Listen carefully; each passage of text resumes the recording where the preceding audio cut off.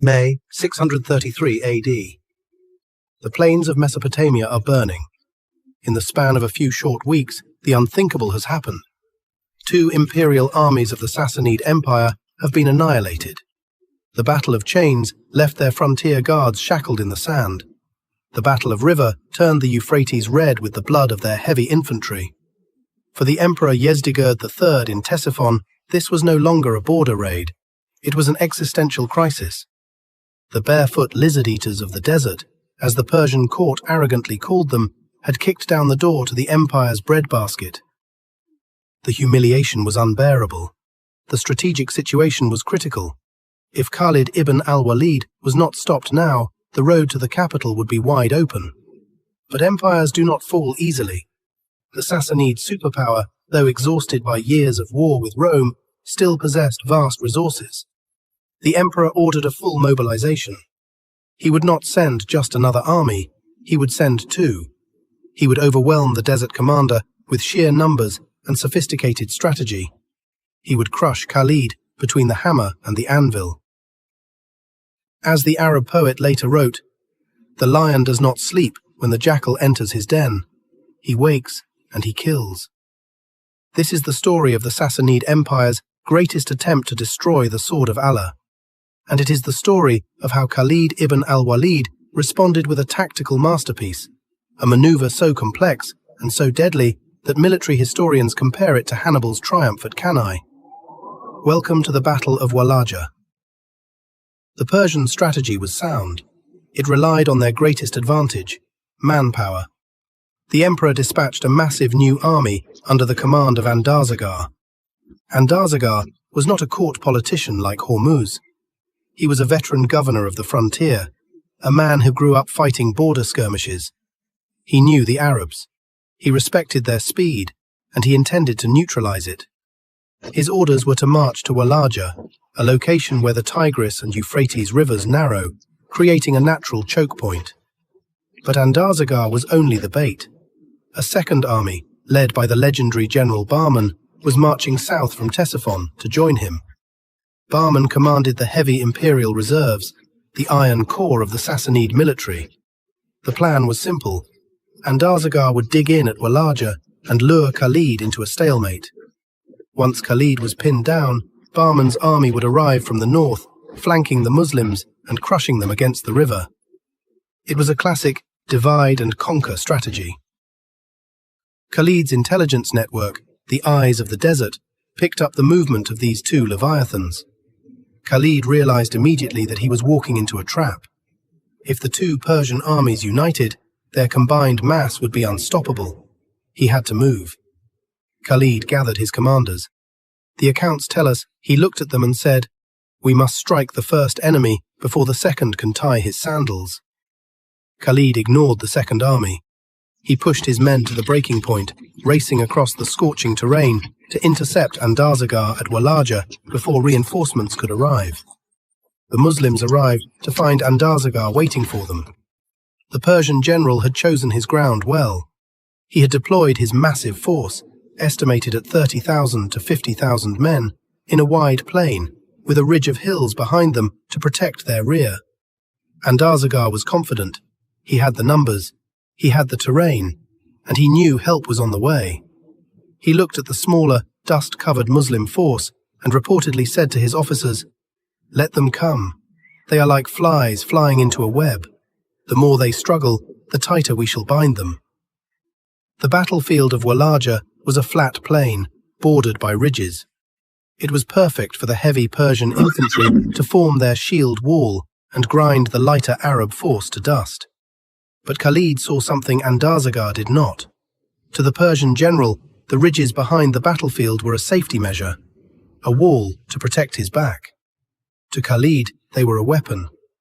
The night before the battle, under the cover of a moonless sky, Khalid pulled off one of the most audacious gambits in military history.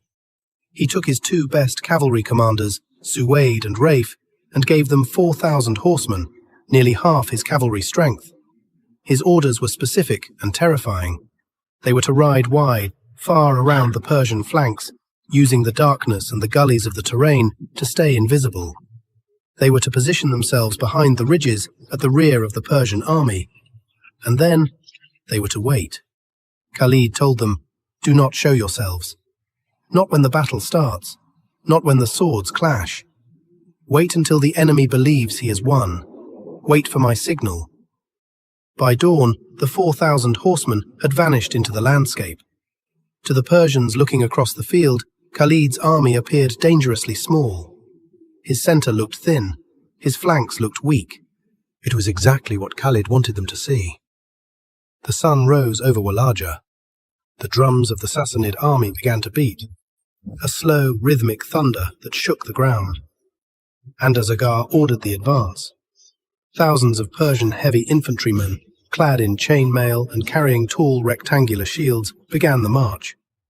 The Battle of Walaja had begun. The collision was deafening. The lighter Muslim infantry, armed with spears and swords, met the heavy Persian wall. For hours the battle was a stalemate of brutality. The Persians fought with the discipline of a superpower. They pushed forward, step by bloody step, their sheer weight driving the Muslims back. Khalid, commanding from the centre, watched the lines carefully. He could see the exhaustion setting in on his own men. He could see the Persian confidence growing. It was time for the second phase of his plan. Khalid issued a counterintuitive order. The centre must retreat. This was not a rout, it was a controlled withdrawal. The Muslim centre began to give ground, stepping back, fighting, and stepping back again. To Andarzaghar, watching from his command post, this looked like the beginning of the end. The Arabs were breaking. Their line was bending backward into a crescent shape.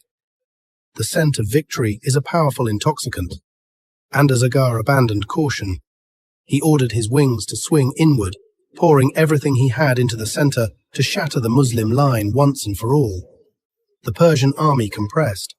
They crowded together, shoulder to shoulder, pushing into the concave pocket Khalid had created. They were so focused on the men in front of them, they forgot to look at the hills behind them.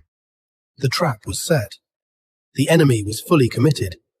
The Persian army was now shaped like a dense ball, pushing deep into the Muslim formation.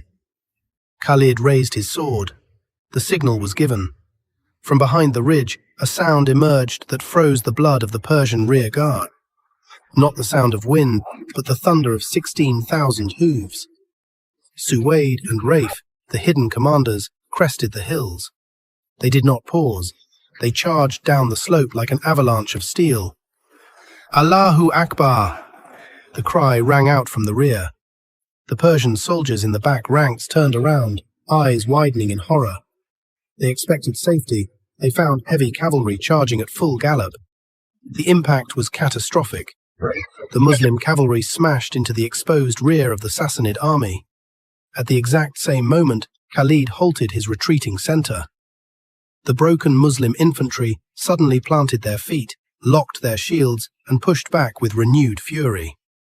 The trap snapped shut. The double envelopment was complete. The Persian army was surrounded on all sides. In front, the Muslim infantry.